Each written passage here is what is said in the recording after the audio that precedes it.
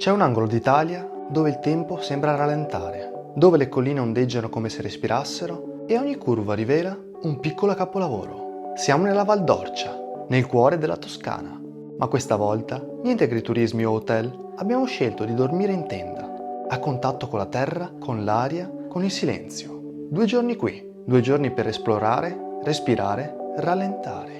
Esploreremo i luoghi più iconici della Val d'Orcia, borghi incantati come Pinza, San Quirico d'Orcia e Montepulciano, strade che sembrano uscite da un film e tanti momenti semplici, quelli che ti fanno sentire davvero bene. Benvenuti nel nostro viaggio.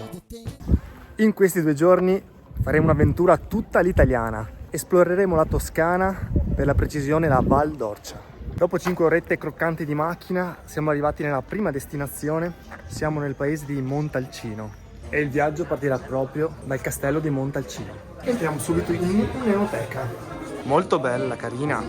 Sei carica per questa super avventura? Sì, vedere un po' di verde fa solo che bene. Per strada abbiamo intravisto un po' i paesaggi, direi assurdi. Come colline direi che ci siamo. Montalcino è famosa perché era una delle roccaforti più importanti della Repubblica di Siena, ma soprattutto per il vino Brunello di Montalcino, nato nel 1888. Anche nel campo da calcio, nella tribuna, ci sono raffigurate le bottiglie di vino.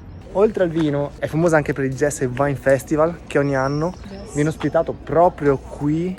Quindi c'è una grandissima festa dove ci sono tantissime degustazioni nelle varie cantine locali. Per chi ama il vino, Montalcino, anche vino, è il paese giusto. Quando Siena cadde nelle mani di Firenze, Montalcino si dichiarò indipendente e grazie alla sua forza riuscì a resistere gli attacchi appunto per 4 anni, diventando la Repubblica di Siena riparata in Montalcino.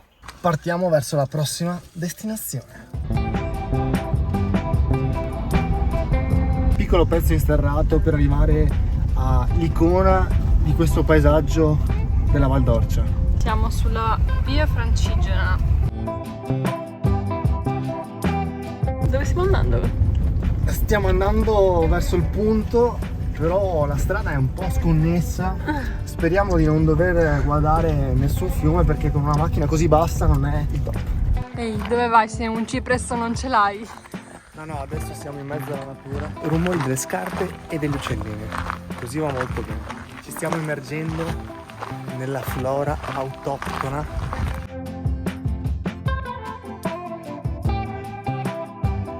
Qui c'è un antico casale abbandonato. Siamo alla rotonda dei cipressi di San Quirico d'Orcia. Punto iconico, panoramico, fotografato, videografato, un po' da tutti.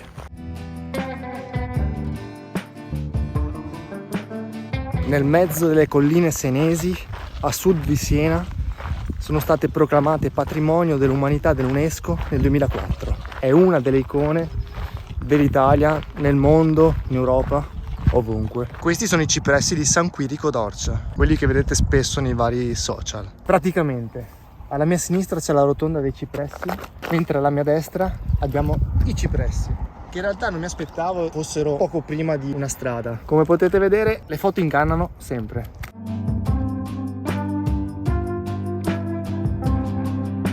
Paesaggi assurdi da cartolina. La primavera penso sia il periodo più bello per vedere queste colline con un verde quasi fluorescente. Tutti a guardare i cipressi, ma in realtà ci sono anche tanti altri alberi molto carini e più verdi dei cipressi.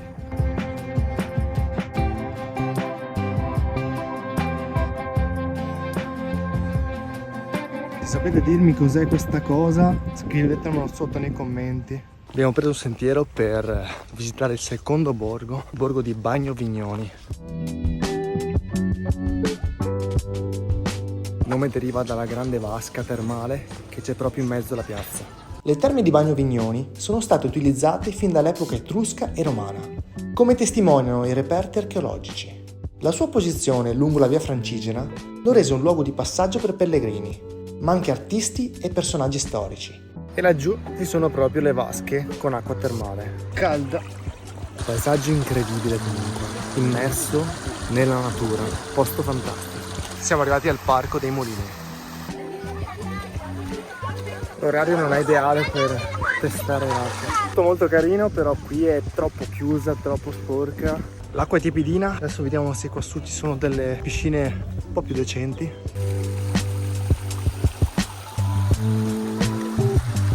Cosa ne pensi di queste antiche terme romane, il Parco dei Mulini? Beh, carine, il fatto che sia naturale, che sia aperto, gratuito. Ha dei bei colori comunque.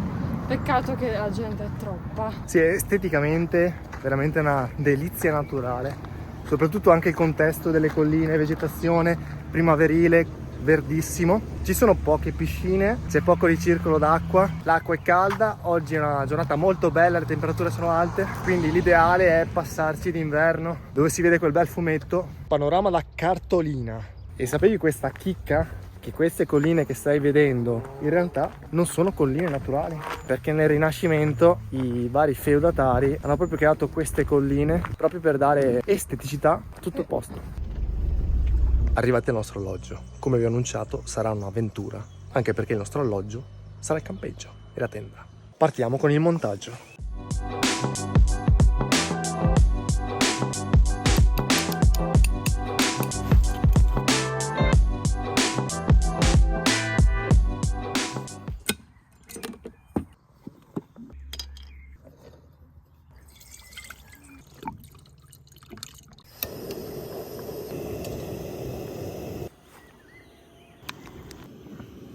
Buoni.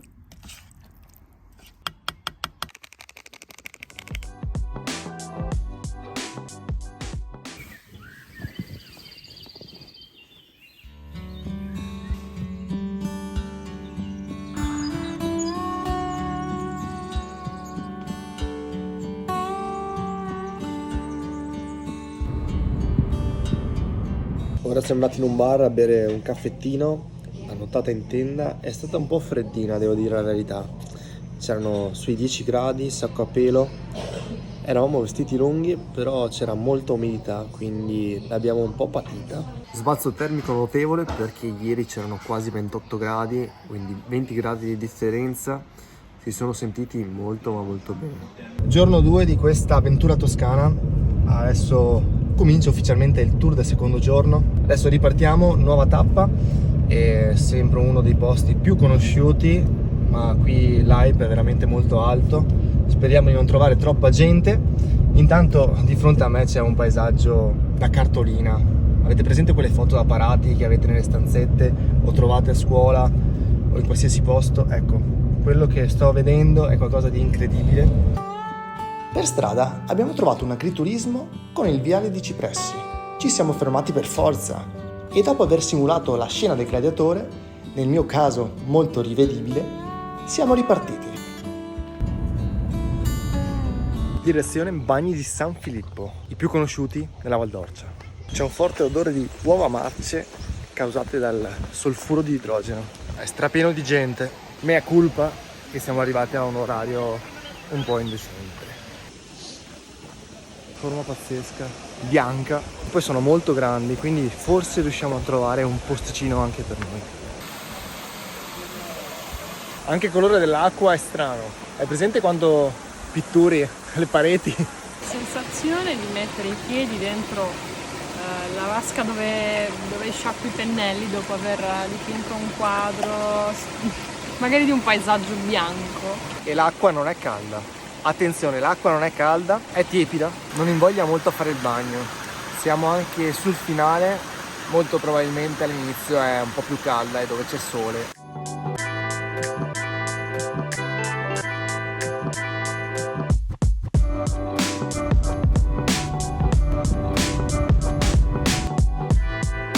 Nuovo borgo, Montepulciano.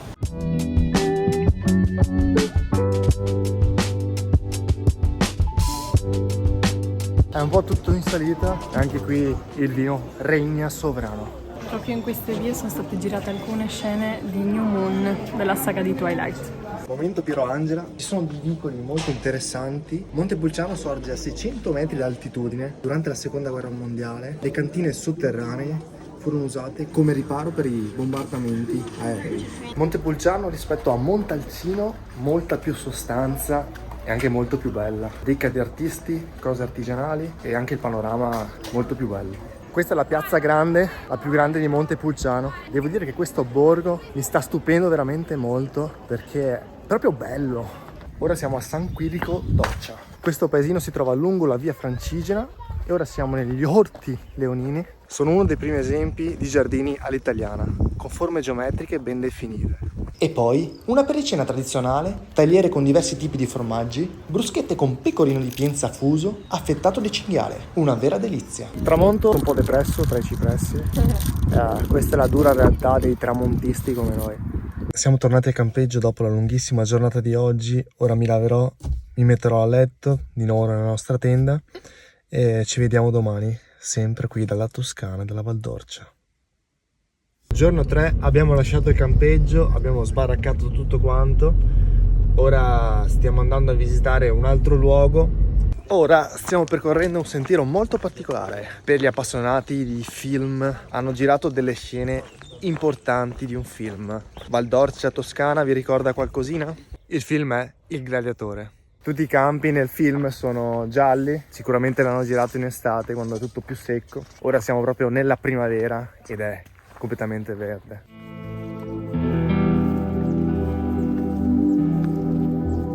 Camminando in questi prati abbiamo provato un senso di libertà assoluta.